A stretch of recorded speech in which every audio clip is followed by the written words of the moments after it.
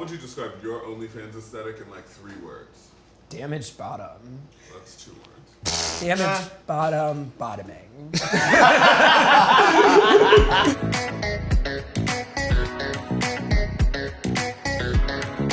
Brown, proud, and full. Diverse, clean, polished. I don't know. When I'm looking for people to collaborate with, the most important thing is the energy that you bring me when you first hit me up or when I first hit you up. But they have to have a big dick. And they have to have at least 7. If it ain't 9 inches.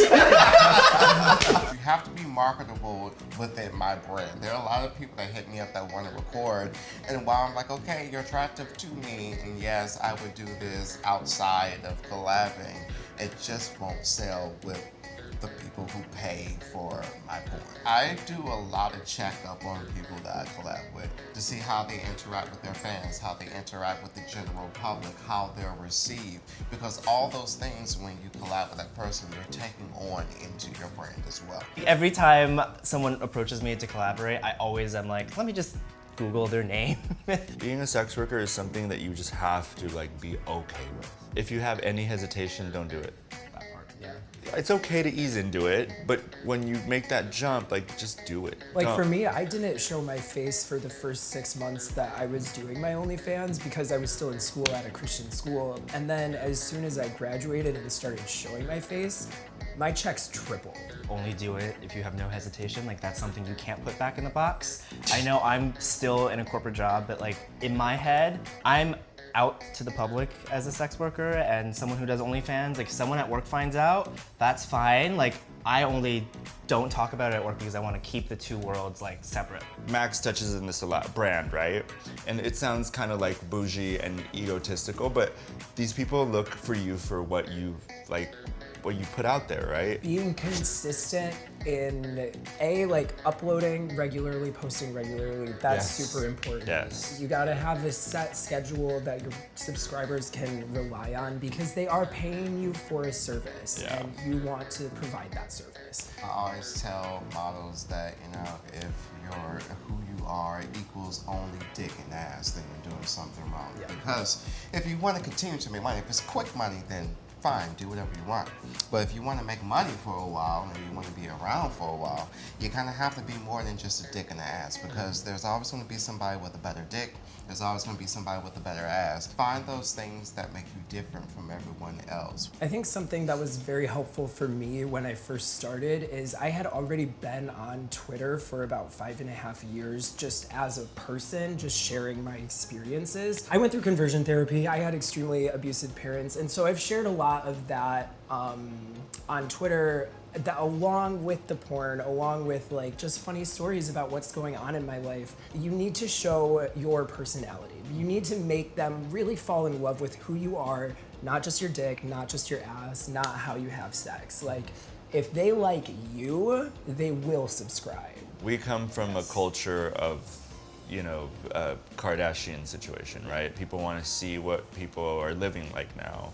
And I don't see that going away anytime soon. That creates longevity. So for example, I talk about and I joke about being white is what's gonna make you successful, but the reality is those kids kind of get like recycled. They get the thousands of followers, and then all of a sudden that's it. Yep. Because they've brought nothing else to the table but their whiteness. And that's not a personality trait. Same with like body type, is like everyone is obsessed with the traditionally beautiful like male body, but then they have no personality. Longevity comes from showing who you are, who you really are. Genuine human self is always going to shine through. People starting OnlyFans should get used to being clocked at all hours of the day, no matter where, at what time, at what place.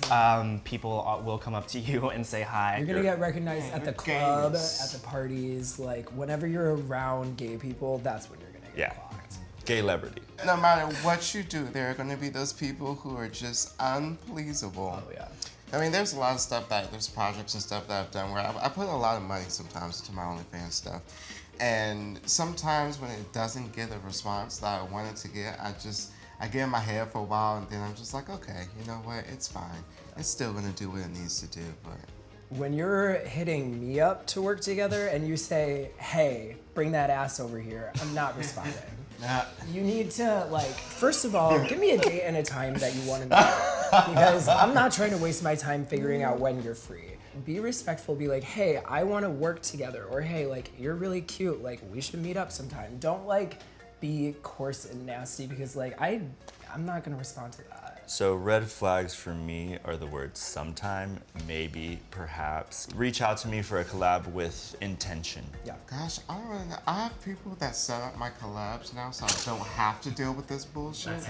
They know my type. They know what people respond to on my feed. I like to work with newer models. I like to work with people whom nobody knows. One thing that I kind of really have to have with someone who's collabing with me is a consent form. Like I just need to know that that's covered, and if someone doesn't want to sign one or like send me a copy of their ID to confirm my identity, that's like a big red flag for me. I think that one of the really good things about OnlyFans and content creation in general is it took something that's so taboo and gave everyone of all different looks, aesthetics, an opportunity to express themselves sexually and not be ashamed of it. The gatekeeping process of porn was just completely wiped out as soon as OnlyFans really started taking off. Anyone can sign up, anyone can create an account, and there's a market for everyone. No matter what you look like, no matter what you're into, there are other people that want to see exactly that, and they will find you and they will pay you. Yeah. And you will pay taxes. Yes, you will. So much taxes. People assume that because I post myself having sex on the internet that they can come up to me and touch me however they want. Consent You can't is do that. such a foreign concept to people. It is so fucking weird. They assume that we're unlovable, that we're not relationship types. I just got a boyfriend, so it's working out for me. Cool. He's Happy really for you, supportive. babes. He's really supportive, and he looks at it, it's like work. The hardest lesson that I had to learn from doing OnlyFans is that you're not gonna please everybody, and there's always gonna be those people on the side that are gonna give you side eye. Yeah, the hardest thing for me was becoming confident in who I am and sharing that with the world. But then as soon as I started doing that, I had such an overwhelming response, especially when I share my stories about like the real stuff that I've been through. Like people have always, when I get real, people are always extremely supportive, and that has like really helped me with my recovery process. The hardest lesson I had to learn, the bigger sector of people who would hate on me or dislike me actually looked like me. Throughout my career, I have been called all sorts of things, all from my own community, because they think I don't make content with enough models of color and things of that sort, which is not true. I make content with everything, but because I don't exclusively make content with black men. I have a standing appointment with my primary care doctor every 3 months, but like I go in between, like every time after a collab, I will always like go get checked a few days later. For me, I go twice a month because I collab, so I want to make sure that, and knock on wood,